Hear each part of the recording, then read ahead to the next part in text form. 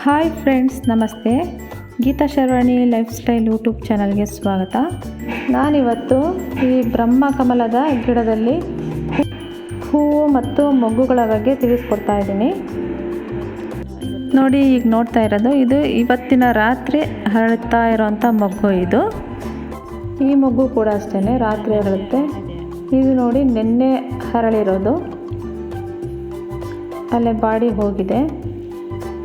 ಅಂದರೆ ಈ ಬ್ರಹ್ಮಕಮಲದ ಹೂಗಳು ರಾತ್ರಿ ಟೈಮಲ್ಲಿ ಅಂದರೆ 9 ಗಂಟೆ ಮೇಲೆ ಹರಳ್ತಾ ಇರ್ತವೆ. ನೋಡಿ, ಇದು ಮೊಗ್ಗು, ಇವತ್ತು ಹರಳಂಥ ಮೊಗ್ಗುಗಳು ಇವೆರಡೂ.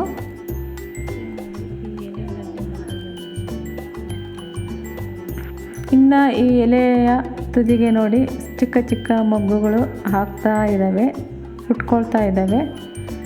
ನೋಡಿ, ಇಲ್ಲೊಂದು ಮೊಗ್ಗು ಹುಟ್ಟಿದೆ ಆವಾಗಲೇ, ಇಲ್ಲೊಂದು ಈಗ ಹುಟ್ತಾ ಇದೆ. ನೋಡಿ,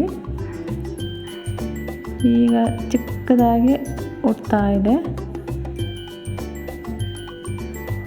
ಈ ರೀತಿಯಾಗಿ ಈ ಬ್ರಹ್ಮಕಮಲದ ಮೊಗ್ಗುಗಳು ಎಲೆಯ ತುದಿಗೆ ಇದರಲ್ಲಿ ಹೂಗಳು ಬಿಡ್ತಾ ಇರ್ತವೆ.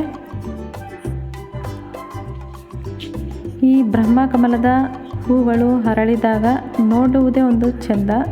ತುಂಬ ಚೆನ್ನಾಗಿ ಹರಳ್ಕೊಂಡು ಸುವಾಸನೆಯನ್ನು ಬೀರ್ತಾ ಇರ್ತವೆ. ನೋಡಿ, ಈಗ ನೋಡ್ತಾ ಇರೋದು ರಾತ್ರಿ 11 ಗಂಟೆಯಲ್ಲಿ ಹರಳಿರೋಂತಹ ಈ ಬ್ರಹ್ಮಕಮಲದ ಹೂಗಳು ಎಷ್ಟು ಚೆನ್ನಾಗಿ ಹರಳ್ಕೊಂಡಿದೆ.